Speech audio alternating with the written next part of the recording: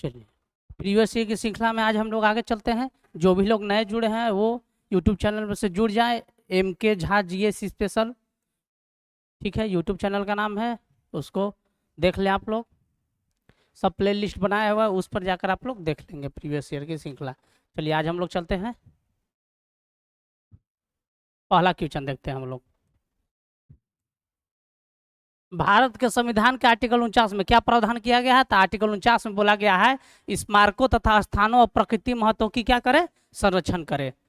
ठीक है, स्मारक और स्थानों प्रकृति महत्व की संरक्षण करें। कितना आर्टिकल में? 49 में। अंतर्राष्ट्रीय शांति और सुरक्षा को बढ़ावा देना कितना आर्टिकल में है? 51 में। चलिए आगे चलते हैं हम लोग, दूसरा क्वेश्चन। निम्नलिखित में से कौन सा कथन राज्य के निषेध तत्वों में शामिल है? पहला, मानव के दुर्व्यापार और बलात्श्रम का निषेध, ठीक है। मादक पेय और स्वास्थ्य के लिए हानिकारक औषधि के प्रयोजनों से भिन्न उपायों का प्रतिषेध कौन सा बोला गया है?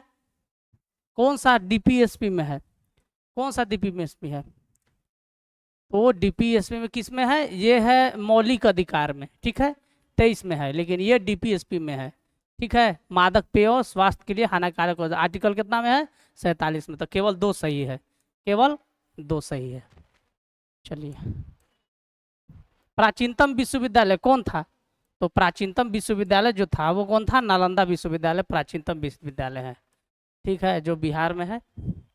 भारत में किसी भी सदन का सदस्य हुए बिना कोई भी व्यक्ति कब तक मंत्री पद पर आसीन रह सकता है? तो 6 माह तक, या तो रहिए लोकसभा से या राज्यसभा से। 6 माह के अंदर आपको सदस्यता लेनी होगी, नहीं तो आपकी सदस्यता समाप्त कर दी जाएगी। निम्न में से किसको RBC का कब्रिस्तान कहा जाता है? किसको कहा जाता है? तो अस्थि मज्जा को।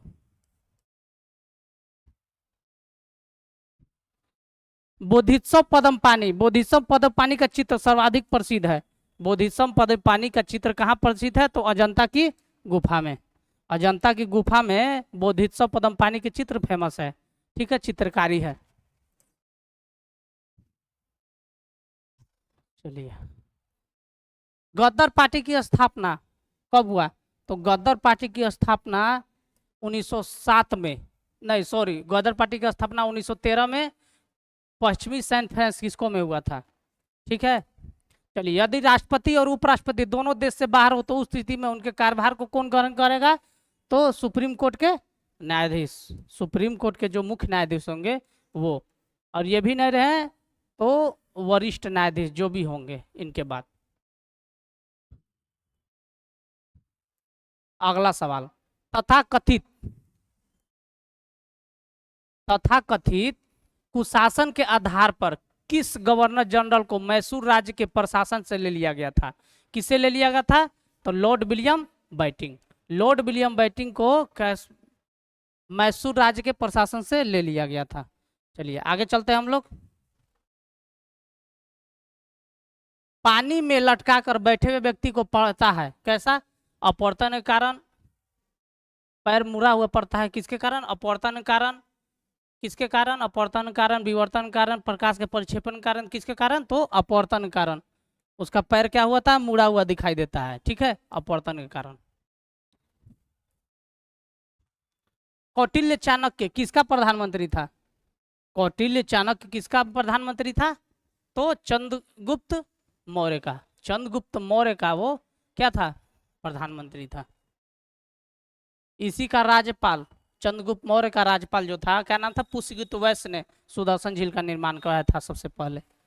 चलिए आगे चलते हैं। मुद्रा राक्षस का लेखक कौन है? तो विशाखा दत्त। विशाखा दत्त जो है किसका लेखक है? मुद्रा राक्षस का। कोई दिक्कत ना? ठीक है, हाँ। चलिए देखिए, भारत में सर्वप्रथम राष्ट्रीय आय किसने आकलन किया था? किसने किया था? तो 1868 में दादा भाई नौरोजी ने ड्रेन थ्योरी दिया था, ठीक है, जिसमें बताया था कितना? 20 रुपया,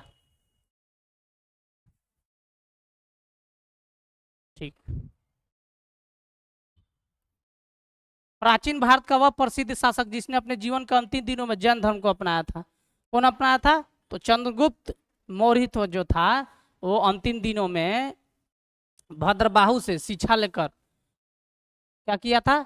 जैन धर्म अपना लिया था चंद्रगुप्त मौर्य। कहाँ? कर्नाटक के श्रवणबेलगोला में। अगला क्वेश्चन, पुर्तगालियों ने भारत में सर्वप्रथम कहाँ फैक्ट्री लगाई? पुर्तगालियों ने सबसे पहले कहाँ फैक्ट्री लगाई? तो कोचीन में 1503 में। कहाँ? 1503 में। मौर्य साम्राज्य का प्रचलित मुद्रा का नाम क्या था? तो प्रचलित मुद्रा का नाम था पन, जो तांबा का बना हुआ था।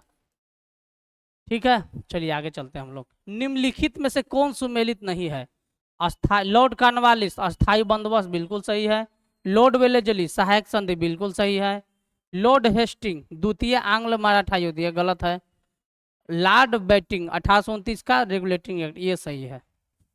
अस्थाई बंदोबस्त कौन लाया था? अस्थाई बंदोबस्त लॉर्ड कॉर्नवालिस 1793 में, जिसको जमींदारी बंदोबस्त भी कहा जाता है। क्या कहा जाता है? जमींदारी बंदोबस्त।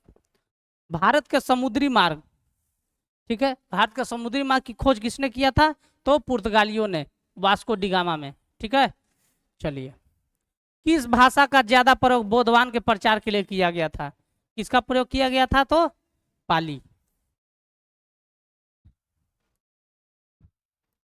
तृतीय कर्नाटक युद्ध की समाप्ति किस संधि से हुआ था? तृतीय कर्नाटक की संधि जो हुआ था किससे हुआ था? तो पेरिस की संधि 1763 में।